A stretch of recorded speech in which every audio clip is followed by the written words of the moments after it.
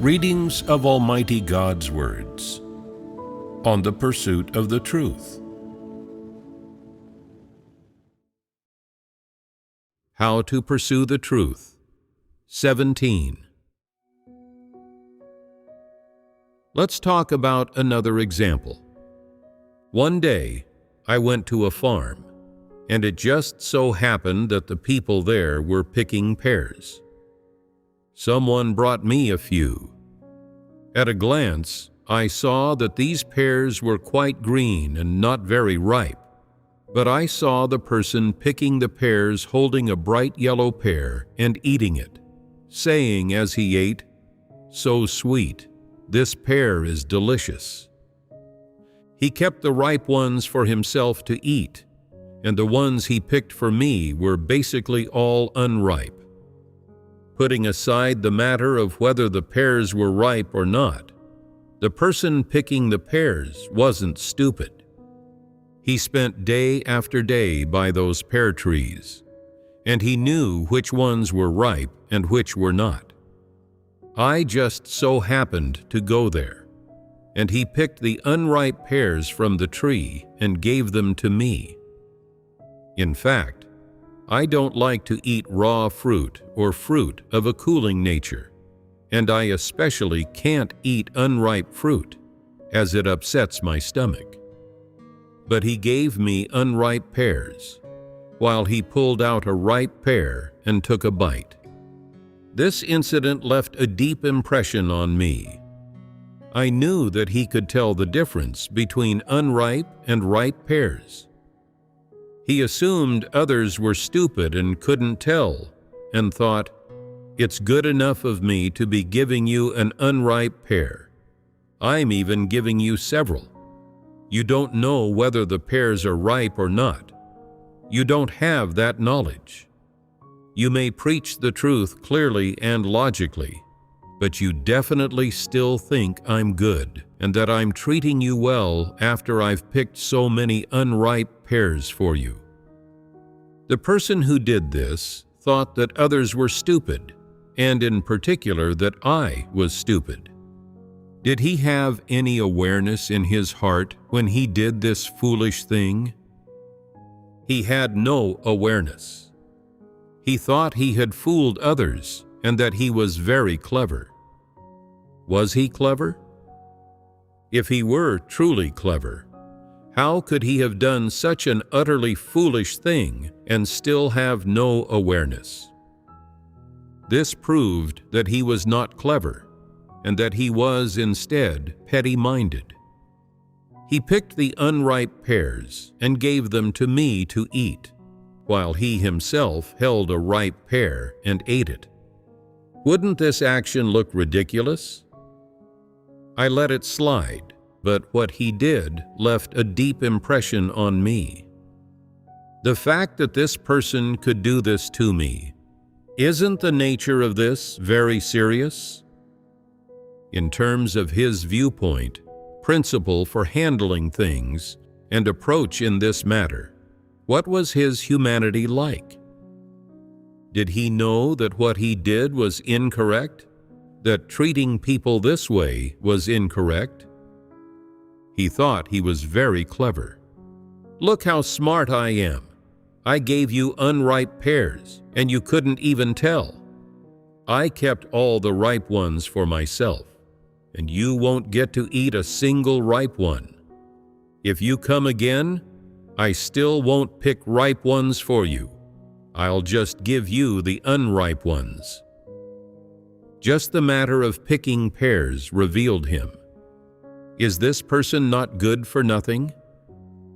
He is good for nothing and doesn't know what's correct and what's incorrect. Tell me, what kind of humanity is this? In my view, he's a beast, and he only has the appearance of a human, when in reality, he's not worthy of being called human. The thing he did and this mistake he made were utterly wretched, no better than what an animal would do. People always say that humans are higher animals, but the way I see it, many people are even worse than animals. Just from what he did, from the principles and approach of his actions, besides having no humanity, he is not even as loyal as a guard dog to its master. We have a dog at home. One time, it was eating a pig's ear, and I teased it, saying, "You're really enjoying that, aren't you? Why don't you give me a bite?" It put down the pig's ear and pushed it toward me, as if to say, "Go ahead." Meat and bones are the most delicious things for a dog. Even if its pup wanted it, it wouldn't give the pig's ear to it. But I said I wanted to eat it, and it immediately offered it to me. You see, when you own a dog, you can see from it what makes dogs lovely. You take care of it and treat it well, and to it, you are its family. If you ask it for the best thing it has, it will give it to you. It has affection for you. People are incapable of this. So how are they higher animals? Devils say that humans are higher animals. This is pure fallacy. It's twisted reasoning and heresy. If a person has no humanity, living in this satanic world, they can commit any bad deed. They can be as bad gets, as base gets, as ugly gets, and as despicable gets. If they don't have the function of conscience and don't know what's correct and what's incorrect, they can commit any bad deed and let any incorrect words, twisted reasoning, and heresies leave their mouths. Humans are more dreadful than animals. Animals are actually not dreadful.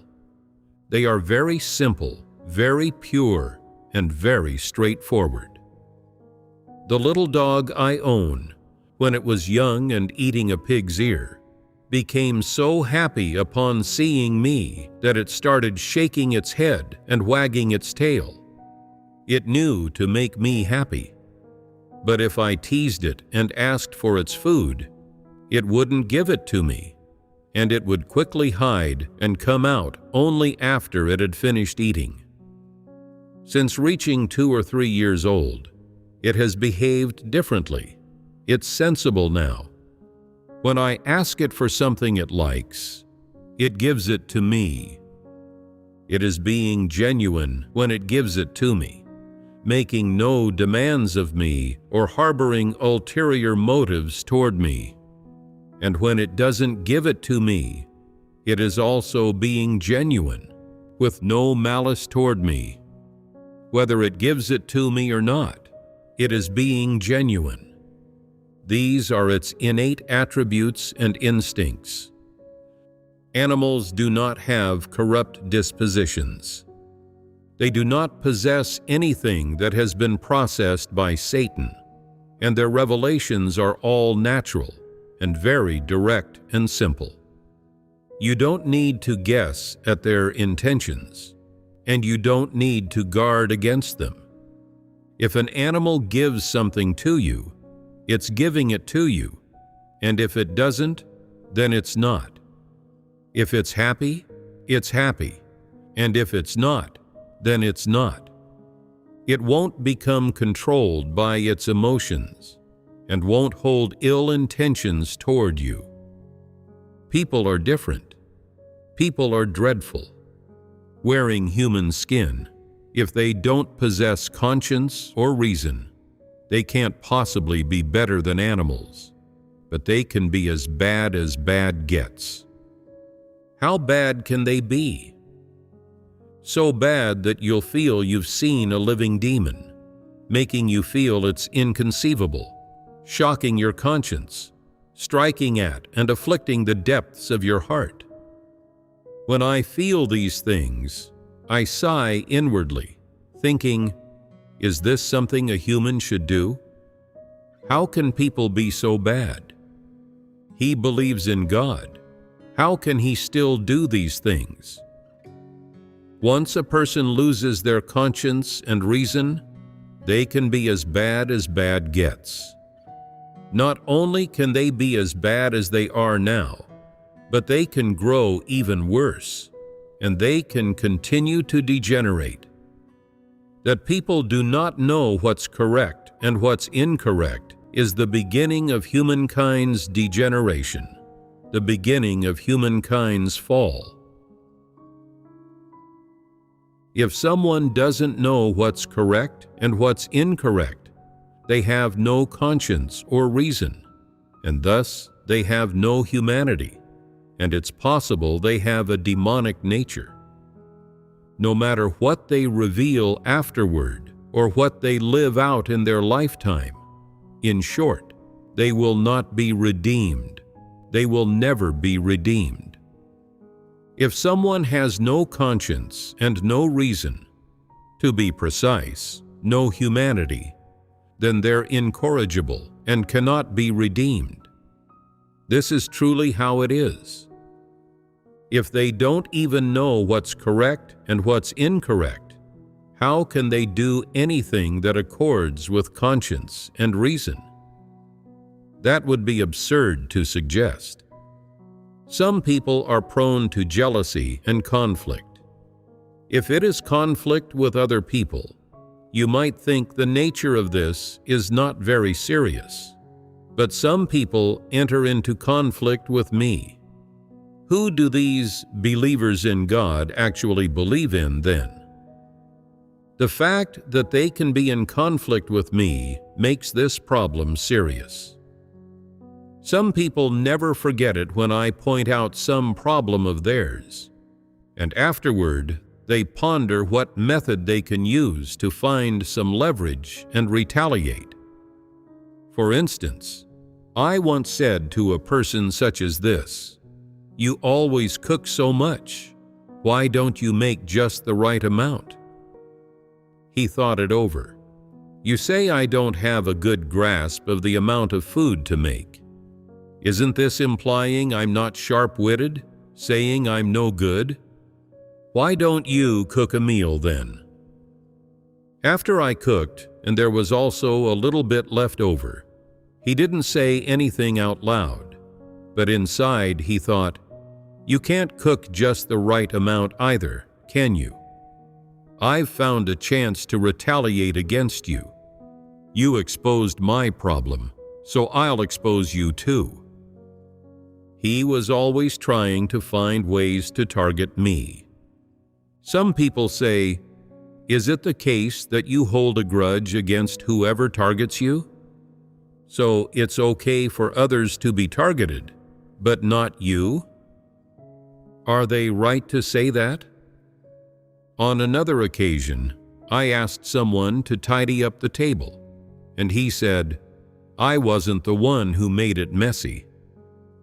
I said, "Even if it wasn't you, you can still tidy it up." He said, "Even if I tidy it up, I have to make it clear that it wasn't me who made it messy." I asked him to tidy up the things in the cabinet, and he said, "The things in there weren't bought by me." I said, "You weren't the one to buy them, but can't you tidy them up?" Why is it that when I say something, it carries so little weight? You just have to figure out who bought them before you can tidy them up? Did he know what he was saying was correct or incorrect? He was expressing twisted reasoning, wasn't he?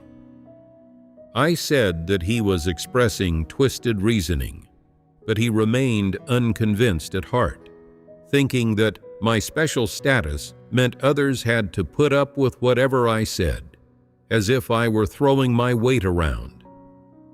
Was his thinking correct? Later, I saw that he did not accept the truth at all, and no matter what I said, he would not accept it in his heart. So I no longer wasted my breath on him. He could do whatever he wanted, and I would excuse and tolerate him. Although I have this identity and status, there are too many people who do not listen to me and oppose me. I have personally seen many brothers and sisters who are disrespectful to me. There are many people who are defiant toward me and resentful of me. Many people who are jealous of me and hate me in their hearts. Many people who look down on me and belittle me. Many people who judge me behind my back. And many people who ridicule and mock me in the open. How have I treated them? In my 30-some years of work, I have not retaliated against a single person. I have not hated anyone, nor have I tormented them after I assumed my status, because they were disrespectful to me when my identity was not openly revealed. Not even once have I done such a thing. Moreover, these people have done some rude or hurtful things to me, and I have never held them accountable. However, I do have to fellowship on these kinds of problems by relating them to the truth to help everyone have discernment. This is beneficial to everyone.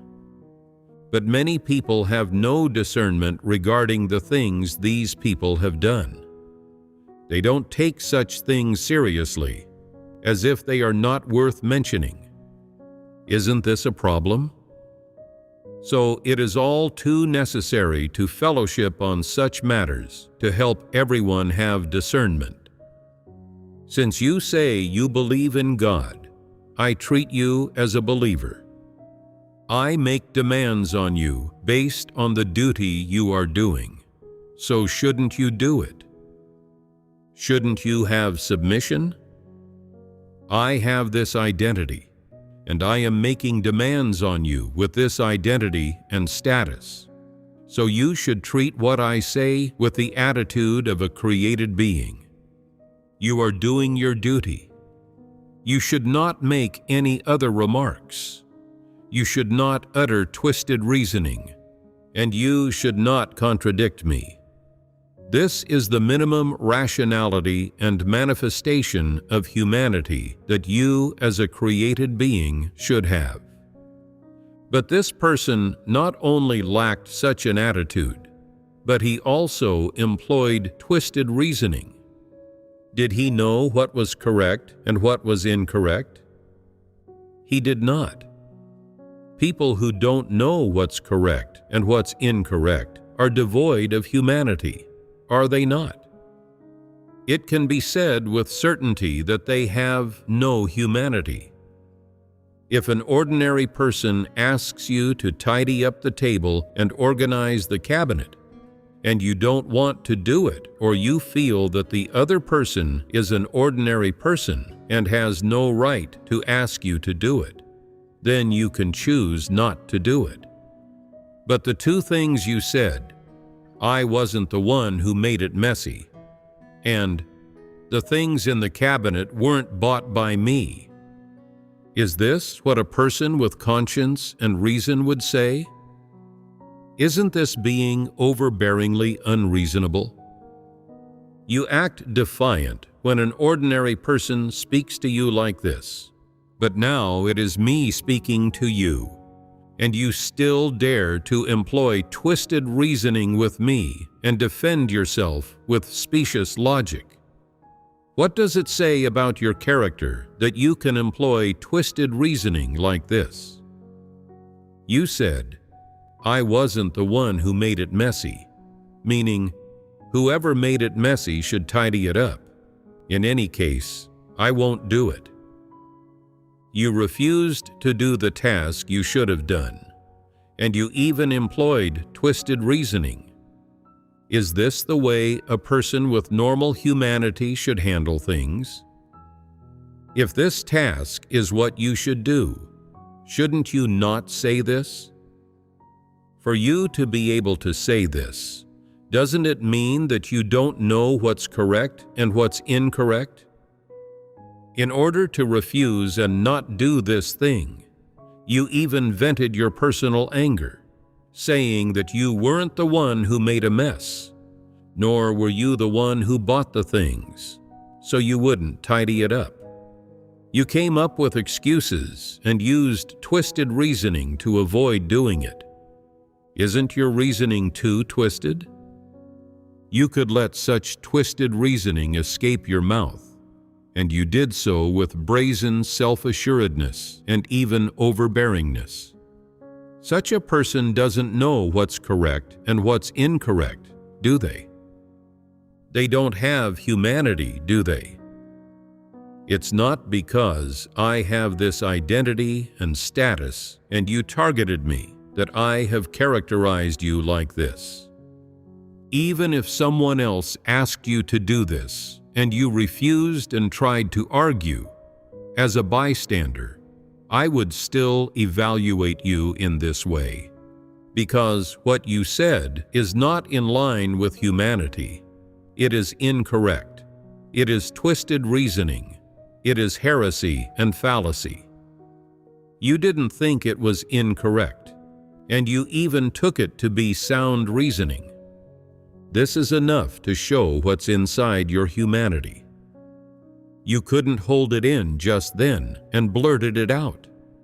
This is a natural revelation, and a natural revelation represents one's humanity and essence. Why do I say it represents one's essence? You harboring such thoughts and viewpoints is not something temporary, and they were not triggered by something I said. Rather, these thoughts and viewpoints are what you've been thinking for a long time, for days and months. On top of this, because some things were not to your liking, you developed notions, your heart swelling with dissatisfaction and defiance. Your control slipped for a moment, and the contents of your heart were exposed. What was exposed? That you have no conscience and reason, and that your humanity is too evil, too terrifying. If you were to ask the above-mentioned person to accept the truth, he could not do it. If you were to ask him to know his corrupt dispositions, that would be even less possible for him. One who has no humanity is on the same level as a beast. It is not because he accidentally did something wrong to me or said something fallacious to me that I have characterized him this way. It's because this is simply the nature of what he did. To characterize him this way is not unfair or unjust. Even if he had targeted someone else with these words, I would still evaluate him in this way if I saw it. This is an objective, fair statement. He could say such absurd things, utter such preposterous reasoning, and his doing so was a natural revelation. Tell me, isn't this an exposure of his nature essence? Isn't this an exposure of his true humanity? This has revealed him. What has it revealed? It has revealed that he has no humanity. People with no humanity do not know what's correct and what's incorrect, and they can come out with any twisted reasoning and heresy, saying these things with such brazen self-assuredness. After they have spoken, they never know that their words are incorrect, and they never admit what was wrong with their words. They never reflect upon themselves or accept being pruned. And in the end, what do they say? I didn't say that deliberately. Wasn't it just that I let it slip in a moment of anger? Does it even need to have been deliberate? You have already revealed it naturally, and what your humanity is like has already been exposed. The fact that you can say it without thinking it over proves that these words have dwelt in your heart for a long time, And when you encounter this kind of environment, they are naturally revealed. This can completely represent your character. If you had thought about it before saying it, it might not necessarily be true, and it could even be a pretense, whereas this exposes your character more. People with no humanity do not know what's correct and what's incorrect, and they even invert right and wrong, and express twisted reasoning as if it were sound reasoning. No matter how you present the facts and reason with them, they just won't admit that they have done wrong. How can I be wrong? It's you who are wrong. You look down on me. You see that I'm meek, have no gifts, and have no influence or status in society, and you bully me. They spout a whole bunch of twisted reasoning and heresies, but never say the nature of the wrong things they did and the twisted reasoning they uttered.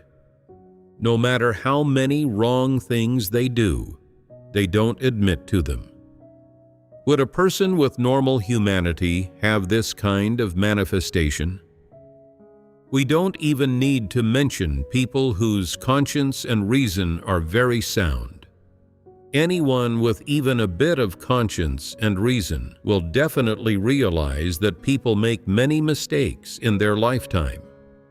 In particular, some people say or do some things they shouldn't, and then feel regretful and distressed their whole lives, feeling self-accusation and self-reproach in their conscience.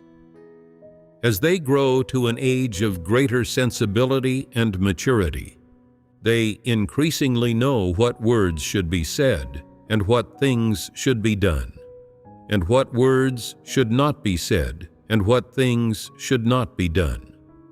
Their conscience and reason will constantly regulate their behavior and thoughts. Especially if a person can accept the truth.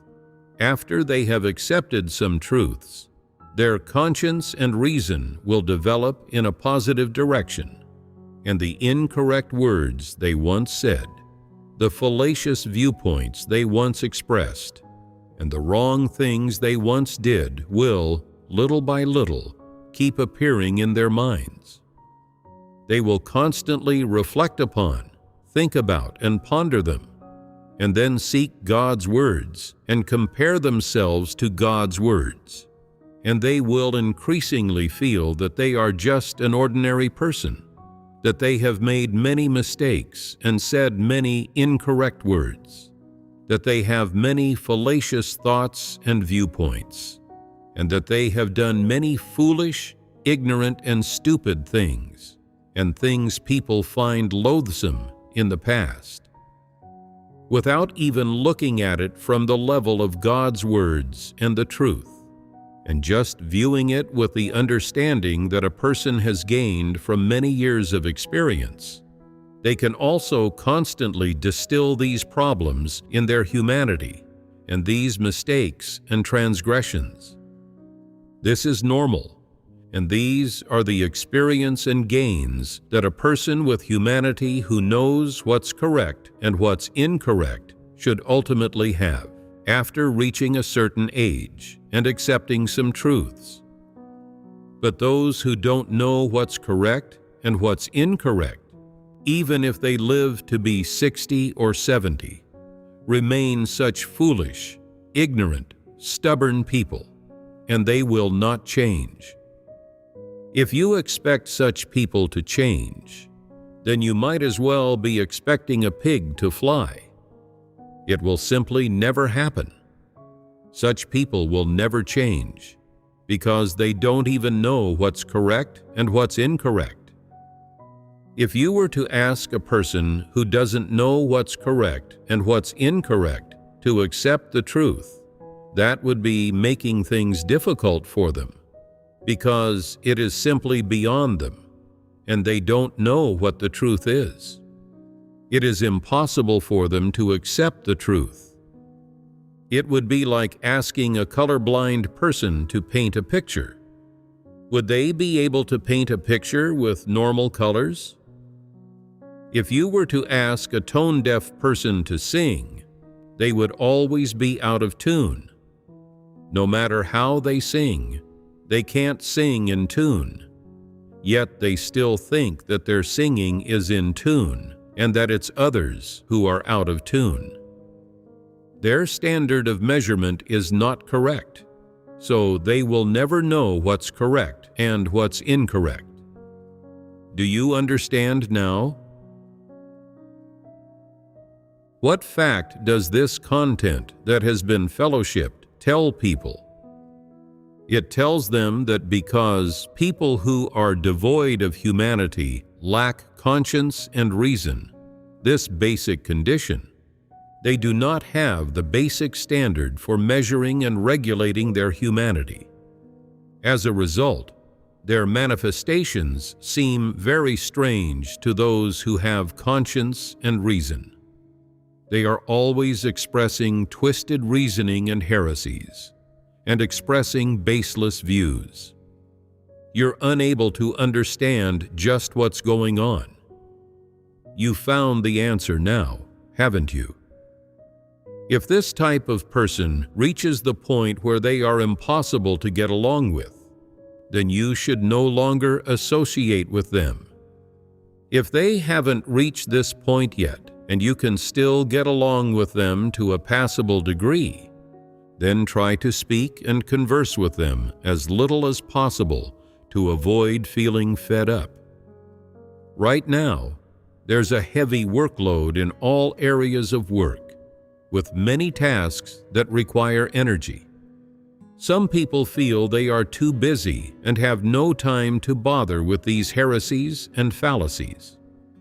This viewpoint is also incorrect, as it is not conducive to gaining discernment.